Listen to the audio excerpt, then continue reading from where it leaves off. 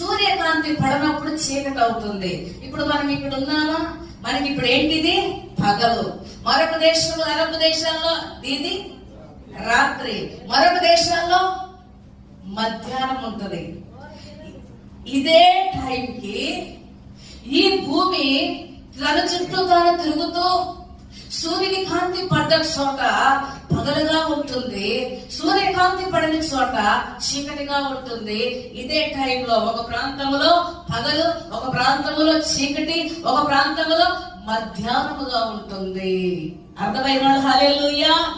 తన చుట్టూ తాను తిరిగేటప్పుడు సూర్యకాంతి దానిపై పడినప్పుడు పగలుగా మార్చబడుతుంది. ఉదయము రాత్రి కలిసిగా 24 గంటలైనప్పుడు ఒక రోజు అవుతుంది. మరి 3వ రోజు భూమిని ప్రభు చేశాడు. సూర్య చంద్రులు లేనప్పుడు ఒక రోజు ఎట్లా అయింది? కాదు కదా. సూర్య చంద్రులు వచ్చాకే ఒక రోజుగా లెక్కించబడింది. మన లెక్కలోనైతే ఈ భూమి తన చుట్టూ తాను తిరుగుతూ ఉన్నప్పుడు సూర్య చంద్ర నక్షత్రములు వచ్చినప్పుడు ఒక రోజుగా లెక్కించబడింది మన క్యాలెండర్ లో.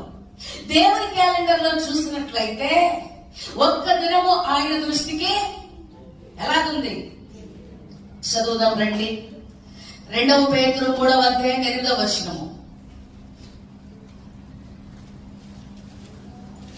ప్రభు దృష్టికి ఒక దినము 1000 సంవత్సరముల వలెను, 1000 సంవత్సరములు ఒక దినము వలెను ఉన్నవి అని ప్రభు చెప్తున్నాడు ఇక్కడ. అంటే రెండవ సృష్టి చేయక మునుపు మొదటి సృష్టి ఇంచుమించు 1000 సంవత్సరాలకు పైనే ఉంది. రెండవ సృష్టిని చేసిన తర్వాత ఇప్పుడు చూసినట్లయితే 7 రోజులు దేవుని లెక్కలోనికి రావాలి.